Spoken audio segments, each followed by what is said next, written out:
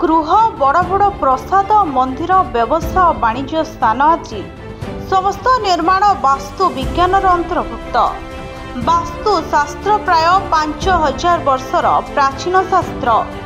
सेतबेले वास्तु को विशेष करी राजा महाराजा आदि उच्च वर्गर लोक माने व्यवहार करथिले, किंतु कालक्रमे यह एबे साधारण वर्गर लोक माने मध्य व्यवहार को आनी अनेक उपकृत हेउछन्ते। एही शास्त्र मुख्यतः पंचतत्व उपरे ठिया होइथिबा बेले एहा सहित पृथ्वीर चुंबकीय प्रभाव एवं सूर्य राशि उपरे मध्य निर्भर करे। वास्तु दोष रहिले मानव शरीरर चुंबकीय क्षेत्र सहित पृथ्वीर चुंबकीय क्षेत्र मध्य समन्वय रक्षा होई पारे नाही। फलरे शरीर रे अनेक प्रकार रोग सृष्टि होइथाय। मानसिक अस्थिरता मध्य देखा देइथाय।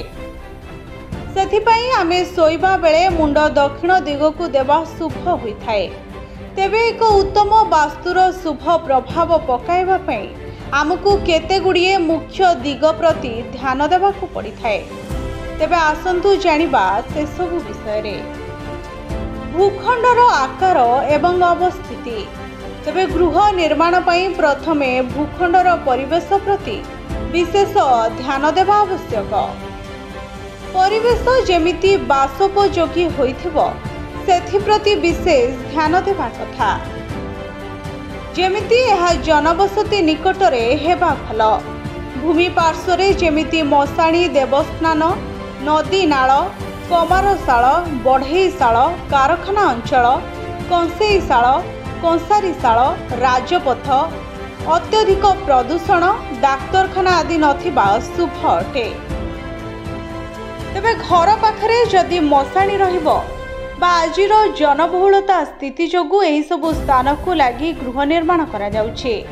फलस्वरूप नाना प्रकार रोगरे गृहवासी माने पीड़ित हेउछन्ते। वर्तमान सहरांचल रे मशाणी को लागि बड़ बड़ अट्टालिका निर्माण हेउछि एवं सेठी लोक माने मध्य रहुछन्ते। प्रमाणिक भावे देखा देइछि जे एही परि स्थान रे रहुतबा लोक माने केबे शांति रे रहि परिबे नाही।